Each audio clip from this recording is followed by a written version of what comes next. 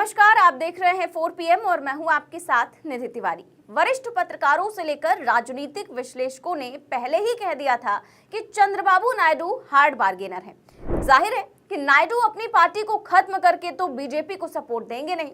इसीलिए एक तरफ all India Muslim personal law board ने धमकी दी कि वक्फ बिल के खिलाफ देशव्यापी आंदोलन होगा, आंध्र प्रदेश में रैली होगी और जो वक्फ बिल को सपोर्ट करेगा उसको मुस्लिमों का वोट नहीं मिलेगा। वहीं दूसरी ओर नायडू के हाथ पांव फूल गए। अचानक से नायडू इफ्तार पार्टी में पहुंचे और मंच से खड़े होकर ऐलान किया कि वक्फ बिल को पास नहीं होने देंगे।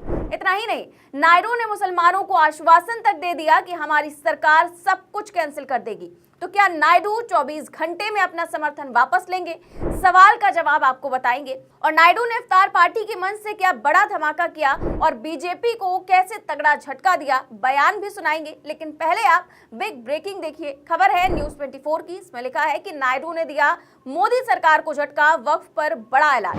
इफ्तार पार्टी में वक्फ संपत्तियों को लेकर किया बड़ा ऐलान। तो जिस बिल को ईद के बाद 4 अप्रैल को सदन में पेश करने की तैयारी में है मोदी सरकार, उस बिल पर बैसाखियों ने औकात याद दिलाई है। साफ संदेश दिया है कि ये अल्पमत की सरकार है, बहुमत की नहीं, तो मनमानी नहीं चलेगी।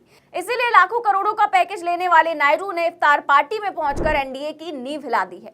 तो क्या बयान दिया है? पहले नायडू का बयान सुनिए, फिर बीजेपी ने कैसे अचानक नायडू के सांसदों की मीटिंग को कैंसिल किया है, उस पर आते हैं। खबर आप देखिए आज तक की।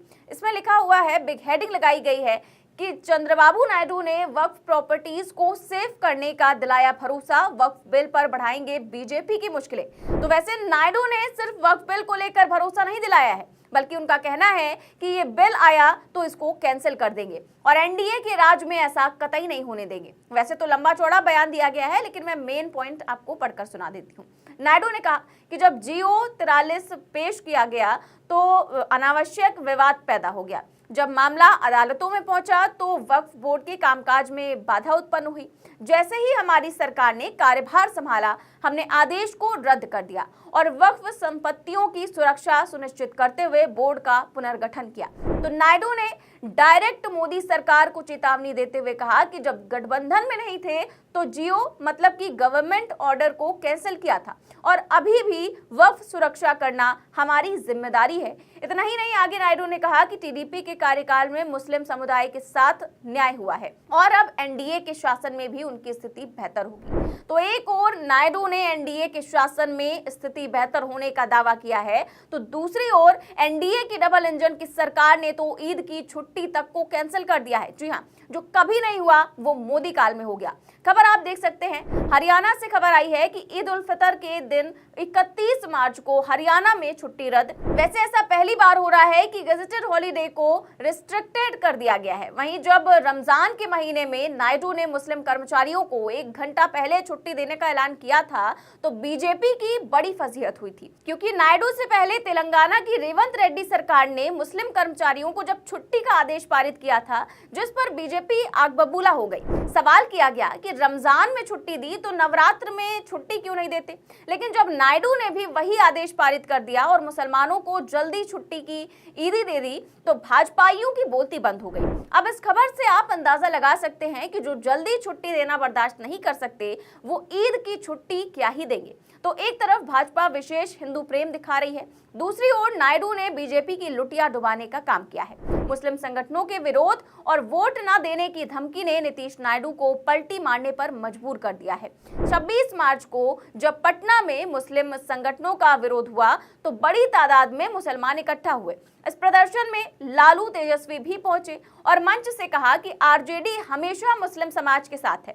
इस विरोध प्रदर्शन के बीच नीतीश खुद सामने तो नहीं आए, लेकिन नीतीश के करीबी जेडीयू एमएलसी खालिद अनवर ने धरने के बीच जेडीयू का स्टैंड क्लियर करते हुए कहा कि जब तक मुसलमानों की शंकाएं दूर नहीं होंगी तब तक ये बिल सदन में पास नहीं होगा। और जैसे ही नीतीश कुमार ने वक्फ बिल को लेकर अपना स्टैंड क्लियर किया, बिहार भवन में ईडी की छापेमारी हुई है और नीतीश के करीबी आईएएस संजीव हंस, जिसको पहले ही गिरफ्तार किया जा चुका है, उनकी फाइल में कनेक्शन खंगाला जाने लगा।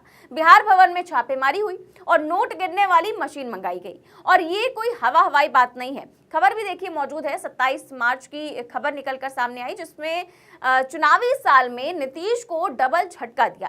देखिए एनबीटी की खबर में लिखा है कि बिहार भवन निर्माण के चीफ इंजीनियर पर ईडी का छापा, मंगाई गई नोट गिनने वाली मशीन, आईएएस संजीव हंस से कनेक्शन। तो नीतीश के करीबी की तो फाइल खुल चुकी है, लेकिन चंद्रबाबू नायडू का क्या ही करेंगे, क्योंकि उन पर तो एनडीए गठबंधन में आने के बाद ईडी ने 371 करोड़ के घोटाले का केस तक बंद कर दिया है। खबर नहीं याद है तो देख भी सकते हैं। इसमें लिखा है कि चंद्रबाबू नायडू को बड़ी राहत, 371 करोड़ रुपए के घोटाला मामले में ईडी से मिली क्लीन चिट। तो जिस घोटाले में नायडू को गिरफ्तार किया गया उसमें क्लीन चिट दे दी गई।